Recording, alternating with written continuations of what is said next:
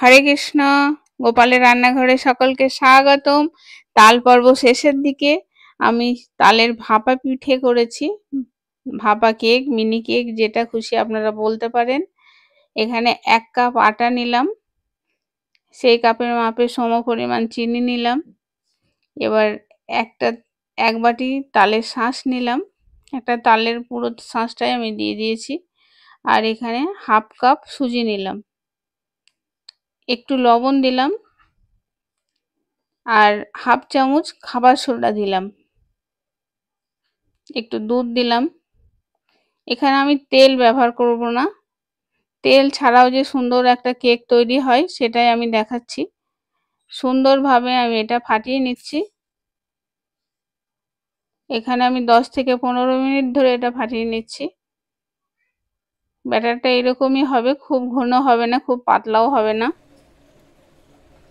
এবার আমি একটা ইডলি স্ট্যান্ডে কিছু বসিয়ে দিচ্ছি আর বাটিতে বসিয়ে দেব। ইডলি স্ট্যান্ডটা রেডি করে নিয়েছি।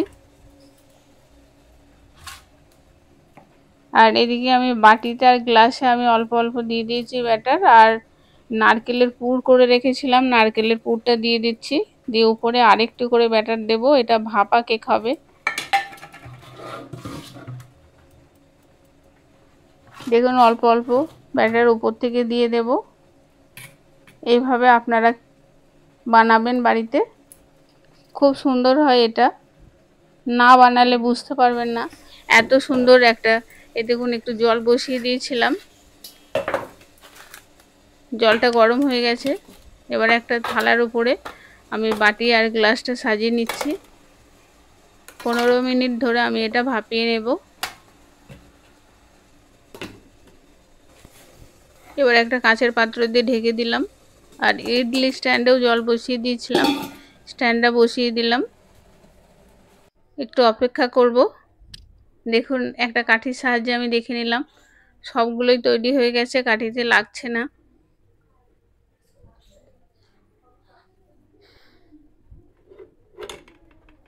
সম্পূর্ণই তৈরি হয়ে গেছে। এবার আমি এটা তুলে নিচ্ছি।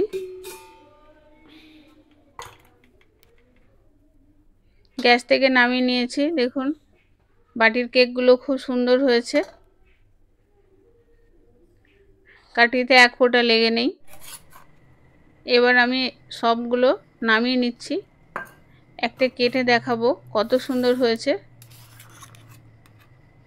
আমরা তো কেক বিভিন্ন ধরনের করি, এরকম ভাপা কেক আপনারা করবেন। আর তেল ছাড়া যে কেক তৈরি হয় সেটাও বুঝতে পারবেন, তেল ছাড়াও খুব সুন্দর কেক তৈরি হয়।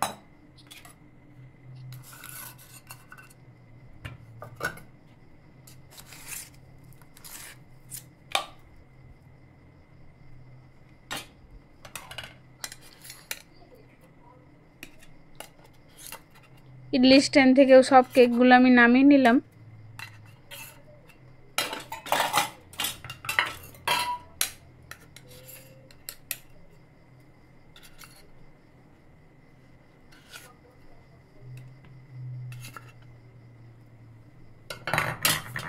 খুব সুন্দর কেক আপনারা ভগবানের জন্য বানাবেন, এত সুন্দর হয় না ভাবলে, না করলে বুঝতে পারবেন না, ভাবনারও অতীত। আমি একটা কেটে দেখাচ্ছি মাঝখান থেকে কত সুন্দর কেকটা তৈরি হয়েছে।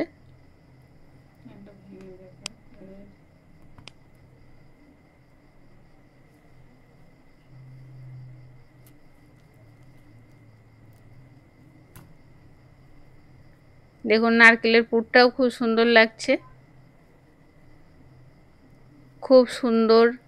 আপনারা অবশ্যই বাড়িতে বানাবেন। তাল তো প্রায় শেষের দিকে,